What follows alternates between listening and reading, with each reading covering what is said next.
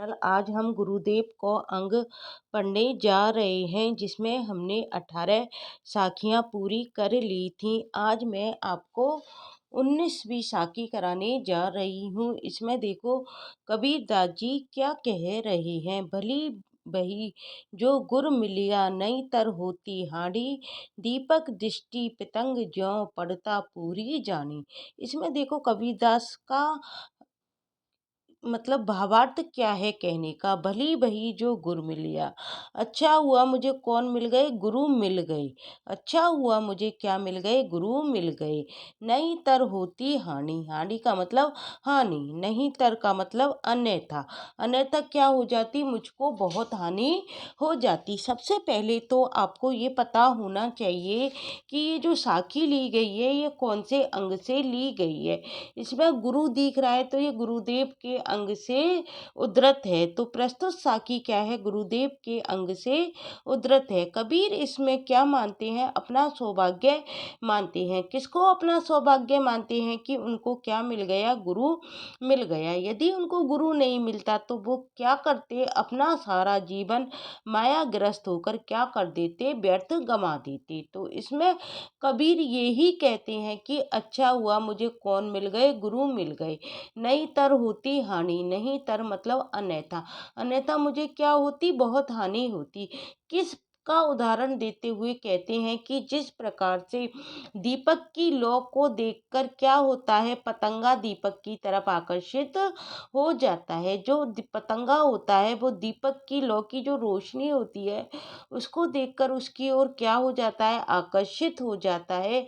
उसी प्रकार में इस सांसारिक मोह माया के प्रति आकर्षित होकर पूरी तरह से अपने आप को इसके ऊपर नौछावर कर देता है। यदि मुझको गुरु प्राप्त नहीं होते, दीपक दृष्टि पतंग, जो जिस प्रकार से दीपक को देखकर पतंगा की दृष्टि पड़ती है, पड़ता पूरी जानी, और अपने आप को पूर्ण रूप से वह उसके ऊपर समर्पण कर देता है, सर्वस्व कर देता है। इसी प्रकार क्या होता, मैं भी माया से प्रभावित हो जाता और अपने आप को पतंगा की भांति क्या कर देता, संपूर्ण सर्वस्त्र नौछावर कर देता।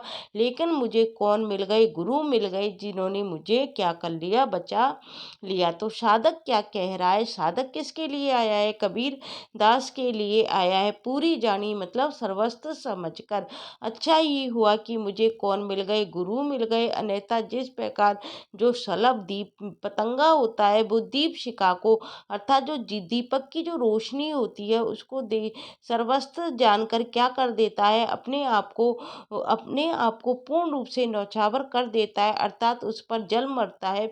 उसी प्रकार मैं भी सांसारिक माया के आकर्षण को सर्वस्त्र समझकर पतंगे कीड़े की समान क्या हो जाता, जलकर नष्ट हो जाता। तो इसकी व्याख्या में हमको यही लिखना है कि कबीरदास कहते हैं कि यह अच्छा हुआ जो मुझे गुरु मिल गए, अन्यथा मेरी क्या हो जाती, बड़ी हानि हो जाती, हानि हो जाती। कबीर कहना चाहते हैं कि यह मेरा सौभाग्य है कि मुझे गुरु प्राप्त हो गया। गुरु ना मिलता तो मुझे आध्यात्मिक उन्नति करने का सहयोग ना मिल पाता और मैं माया से ग्रस्त होकर मेरा मानव जीवन उसी प्रकार बर्बाद हो जाता जिस प्रकार दीपक के प्रकाश से आकृष्ट होकर पतंगा उसमें क्या हो जाता है, जलकर मर जाता है। यदि हमसे सामाजिक विश्लेषण पूछा जाएगा तो हम इसका सामाजिक विश्लेषण क्या कर सकते हैं कि कबीर कौन थे, महान साधक थे, उन्हें अपनी साधना से भी ज्ञान प्राप्त हुआ था, वे माया से अछूते थे, अप्रभावित रहे, तभी तो उन्होंने स्पष्ट रूप से कहा है कि मैंने ईश्वर प्रदत्त मानव जीवन को क्या रखा है, बेदाग रखा है, जीवन रूपी चादर मैंने मैली नहीं की। इस बात को कौन कहते थे, कबीरदास कहते थे। इसका यदि सांस्कृतिक विश्लेषण आपको करने के लिए दिया जाए तो आप क्या कह सकते हैं कि कबीर आध्यात्मिक क्षेत्र की ओर गुरु द्वारा दिए गए ज्ञान के कारण ही मुड़े थे। गुरु मिलने को उन्होंने क्या माना था, अपना सौभाग्य माना था। ज्ञान के बिना व्यक्ति क्या होता है, माया से आकृष्ट होकर जीवन उसी प्रकार बर्बाद कर डालता है जिस प्रकार दीपक के प्रकाश से आकृष्ट होकर पतंगा क्या करता है, उसमें जल मरता है। कबीर पतंगा के माध्यम से लोगों को माया माया के प्रति अत्यधिक लगाव को व्यक्त करना चाहते हैं। भारतीय दर्शन माया के प्रभाव को दीपक के प्रकाश की तरह विनाशकारी, भारतीय दर्शन में जो माया का प्रभाव है वो किसके समान विनाशकारी बताया है? दीपक के प्रकाश की तरह विनाशकारी बतलाया गया है। साहित्यिक विश्लेषण यदि हम देखते हैं तो इसमें अनुप्रास अलंकार है, अनुप्रास होती हानि, इसमें क्या है? अनुप्रास अलंकार है और उपमा अलंकार है। दीपक दृष्टि पतंगा ज्यों पड़ता पूरी जानी, इसमें क्या है? हमारा उपमा अलंकार है। तो इस प्रकार से इस साखी की पूरी व्याख्या मैंने आपको करा दी। अब देखो 20 नंबर की हम व्याख्या करने जा रहे हैं। इसमें कबीरदास क्या कहते हैं?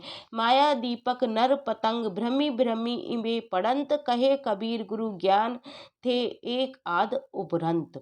देखो माया दीपक नर पतंग, नर किसके लिए आया है? व्यक्ति के लिए। पतंग क्या होता है? दीपक पर जो टूटते हैं ना छोटे छोटे पतंगे, उसके लिए ये पतंग आया है, नर आया है व्यक्ति के लिए। भ्रमी भ्रमी का मतलब है मंडराकर, पतंगे होते हैं वो दीपक के चारों ओर क्या करते रहते हैं? मंडराते रहते हैं, क्योंकि वो उसकी रोशनी से क्या होते हैं? आकर्षित होते हैं। तो ये आकर्षित होने के कारण वो क्या करते हैं? उसमें गिर पड़ते हैं। भ्रमी भ्रमी मतलब मंडराकर, इबे मतलब इसमें, पड़ंत मतलब पढ़ते हैं, गिरते हैं। कहे कबीर गुरु ज्ञान थे एक आध उभरंत, उभरंत मतलब बच जाते हैं। किससे बच जाते हैं? गुरु ज्ञान से बच जाते हैं। तो सबसे पहले तो आपसे भ्रमी भ्रमी मतलब मडरा मडरा कर, इबे मतलब उसी पर। इसमें माया की तुलना किससे की गई है? दीपक से। माया रूपी दीपक है और मानव की तुलना किससे की गई है? पतंगा से की गई है, जो मडरा मडरा कर आकर्षित होकर क्या करता है? उसी दीप शिखा पर गिरकर विनिष्ट होता है, अर्थात नष्ट होता है। माया दीपक नर पतंग, दीपक की तुलना किससे की है? माया से की है। और मनुष्य की तुलना किससे की है? उस पतंगा से की है। तो जो माया रूपी दीपक है और मानव क्या है? पतंगा है। फिर कहते हैं भ्रमी भ्रमी इबे पड़ंत, जो भ्रमी भ्रमी मतलब मडरा मडरा कर, अर्थात आकर्षित होकर क्या करता है? उसकी ओर गिर जाता है, उसी दीप शिखा पर गिरकर क्या हो जाता है? नष्ट हो जाता है। कहे कबीर गुरु ज्ञान थे, कबीर दास जी कहते हैं कि इस माया दीप के आकर्षण से कोई एकाध बिल्ले ही क्या होते हैं? गुरु के ज्ञान प्राप्त कर कर बच पाते हैं, एक आध उभरंत। कबीर दास कहते हैं कि इस मायादीप के आकर्षण से कोई एकाध बिल्ले ही गुरु के ज्ञान प्राप्त कर बच पाते हैं। तो इसमें देखो रूपक के द्वारा कवि ने क्या की है? गुरु की महत्ता की व्यंजना की है। इस प्रकार इसमें क्या है? अलंकार द्वारा क्या है? वस्तु ध्वनि है। तो देखो इसको हम किस तरह से इसकी और व्याख्या कर सकते हैं। माया दीपक नर पतंग भ्रमी भ्रमी इवे पड़ंत, इसका प्रसंग यदि आपसे पूछा जाए तो आप क्या बताओगे? आप बताओगे कि यह कबीर के गुरुदेव के अंग से उद्धृत है।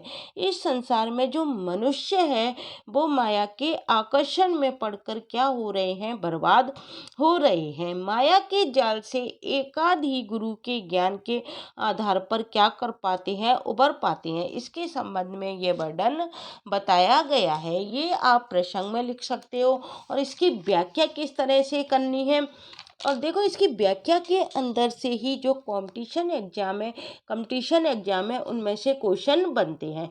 तो कबीर दास जी क्या कहते हैं? दीपक पर मंडराकर पड़ते हुए पतंगों को क्या होता है? पड़ते हुए पतंगों की तरह मनुष्य क्या रहता है? माया में लिप्त हो रहे हैं, माया के प्रति क्या हो रहे हैं? आकृष्ट हो रहे हैं। कबीर बतलाते हैं कि गुरु से ज्ञान प्राप्त कर, किससे ज्ञान प्राप्त कर? गुरु से ज्ञान प्राप्त कर। एकाध व्यक्ति ही माया के प्रभाव से बचा रह पाता है। कबीर बतलाना चाहते हैं कि माया का जो आकर्षण होता है वो क्या है? बड़ा प्रबल है। मनुष्य माया से ग्रस्त होकर क्या है? अनेक योनियों में घूम घूम कर क्या रहता है? भटकता रहता है। गुरु माया से मुक्त होने का उपाय बतलाया गया है। ज्ञान प्राप्त लोगों में से एक आध व्यक्ति ही माया के प्रभाव से क्या है? मुक्त रह पाता है। ये तो क्या है? इसकी व्याख्या हो गई। यदि आपसे इसका सांस्कृतिक विश्लेषण पूछा जाए, यदि जिनके एग्जाम में लिखने के लिए आता है उनके लिए मैं बता रही हूँ कि इनका सांस्कृतिक विश्लेषण लिखना पड़ता है, साहित्यिक विश्लेषण लिखना पड़ता है, साहित्यिक विश्लेषण में हम क्या बताते हैं, अलंकारों के बारे में बताते हैं, इसकी भाषा के बारे में बताते हैं, जबकि सांस्कृतिक विश्लेषण में हम बताते हैं कि कबीरदास इसमें क्या कहना चाहते हैं। कबीर ने बतलाया है कि माया का प्रभाव, उसका आकर्षण क्या होता है, बहुत प्रबल होता है। इसको हम सांस्कृतिक विश्लेषण में लिख सकते हैं। पतंगा जैसे दीपक का प्रकाश देखकर बिना कुछ सोचे समझे क्या होता है, उस पर टूट पड़ता है और मर जाता है। उसी प्रकार माया के आगे व्यक्ति की स्थिति भी बहुत कुछ कैसी बताई गई है, पतंगे जैसी बताई गई है। यहाँ से ऑब्जेक्टिव टाइप का क्वेश्चन बन जाता है कि व्यक्ति की स्थिति माया के आगे किसके समान बताई गई है, तो पतंगे के समान बताई गई है। माया अपनी चकाचौंध, अपने आकर्षण से व्यक्ति को मुग्ध कर लेती है। उसकी सोचने समझने की शक्ति भी उसके आगे काम नहीं करती है। माया ग्रस्त रहकर व्यक्ति क्या कर सकता है, आत्म उत्थान नहीं कर सकता। कबीर ने माया को बहुत प्रबल, बहुत प्रकार से आकृष्ट करने वाला बताया है। एक स्थान पर कबीरदास कहते हैं कि माया माँ ठगनी में जानी। वेदांत दर्शन के अनुसार हम कह सकते हैं कि आत्मा परमात्मा रूप ही है, किंतु माया में भूली रहकर वे अपने वास्तविक रूप को पहचान नहीं पाती है। जो वेदांत दर्शन है वो क्या कहता है कि आत्मा और परमात्मा क्या है, इन दोनों का रूप एक ही है, लेकिन हमारी आत्मा माया में क्या रहती है, फंसी हुई रहती है, तो अपने वास्तविक रूप को नहीं पहचान पाती और संसार में क्या करती रहती है, भटकती रहती है। माया से मुक्त होने पर ही क्या होता है, उसका उद्धार हो सकता है। माया से मुक्त होने के कितने उपाय हैं, 2 उपाय हैं। कौन कौन से, एक तो ज्ञान मार्ग है और एक कौन सा मार्ग है, भक्ति मार्ग। ज्ञान मार्ग कैसा होता है, कठिन होता है, और जबकि भक्ति मार्ग कैसा बताया गया है, सरल बताया गया है। ज्ञान मार्ग में अहंकार बड़ी बाधा है। तुलसीदास ने माया क्या है इस बारे में भी बतलाया है। ज्ञान मार्ग में क्या हो जाता है, व्यक्ति को अहंकार हो जाता है, तो वो अहंकार क्या हो जाती है, उसके लिए बड़ी बाधा हो जाती है। जबकि भक्ति मार्ग जो होता है वो सरल होता है। उन्होंने कहा है कि भक्ति पर माया का बस नहीं चलता है। भक्ति पर किसका बस नहीं चलता है, माया का बस नहीं चलता, क्योंकि ये दोनों क्या है, स्वरूप है। साहित्यिक विश्लेषण क्या कर सकते हैं, इसमें रूपक और पुनरुक्ति प्रकाश अलंकार है। कौन सा अलंकार है, इसमें रूपक है और पुनरुक्ति प्रकाश क्यों है, भ्रमी भ्रमी इसकी क्या है, आवृत्ति हुई है 2 बार, इसलिए इसमें कौन सा अलंकार हो गया, पुनरुक्ति प्रकाश अलंकार हो गया। रूपक अलंकार क्यों है, क्योंकि इसकी क्या है, माया रूपी दीपक, तो यहाँ पर कौन सा हो गया, रूपक अलंकार हो गया। पुनरुक्ति क्यों हो गया, भ्रमी भ्रमी के कारण यहाँ पर पुनरुक्ति प्रकाश अलंकार हो गया। तो इस तरह से 20 साकी की व्याख्या पूरी हो गई है। आज हम 21 और पढ़ लेते हैं, इसके बाद हम कल करेंगे बाकी की व्याख्याएं। 21 में देखो कबीरदास जी क्या कहते हैं, सतगुरु बपुरा क्या करे जे शिष्य माई चूक, भावे त्यों प्रमुदी ले जो बंसी बजाई फूक। सतगुरु बपुरा, बपुरा का क्या मतलब है, बेचारा। तो इसमें कबीरदास जी क्या कहते हैं, सबसे पहले तो क्या प्रसंग बताना पड़ता है कि ये किस में से ली गई है, तो ये गुरुदेव के अंग से उद्धृत है। तो सतगुरु कबीरदास के गुरुदेव के अंग से ली गई है। इसमें कबीर बतला रहे हैं कि सतगुरु बपुरा क्या करे, सतगुरु बेचारा क्या कर सकता है, जो शिष्य माही चूक, शिष्य ही मतलब जो शिष्य में ही क्या है, शिष्य में ही कोई खोट हो तो योग्य गुरु भी उस शिष्य का कैसे हित कर सकता है, वो किस प्रकार से बताते हैं, भावे त्यों प्रमुदी ले जो बंसी बजाई फूक। प्रमुदी ले का मतलब अर्थ निकाल लें, जो मतलब जैसे, और बंसी मतलब बंसी के लिए आई है। तो इसमें कबीरदास जी कहते हैं कि बेचारा सतगुरु भी क्या कर सकता है जब उसके शिष्य में ही खोट है। जैसे बंसी को बजाने वाला फूंक मारकर मनचाहा राग क्या कर सकता है, निकाल सकता है। जिस प्रकार से जो बंसी को बजाने वाला है वो फूंक मारता है तो उसमें मनचाहा राग निकाल सकता है, वैसे ही यदि शिष्य योग्य गुरु की शिक्षा का मनमाना अर्थ निकाले तो उसे गुरु भी नहीं सुधार सकता। ऐसे शिष्य का उत्थान गुरु भी नहीं कर सकता। शिष्य में भी क्या होनी चाहिए, गुरु के प्रति पूर्ण निष्ठा होनी आवश्यक है। गुरु का सतगुरु होना आवश्यक नहीं है, शिष्य का भी योग्य होना क्या है, आवश्यक है। इसका उदाहरण देते हुए वो क्या कहते हैं कि भावे त्यों प्रमोदी ले, जो बंसी बजाई फूक। प्रमोदी ले मतलब अर्थ निकाल ले। जिस प्रकार से बंसी होती है, जैसे बंसी को बजाने वाला फूंक मारकर मनचाहा राग निकाल लेता है, वैसे ही यदि शिष्य योग्य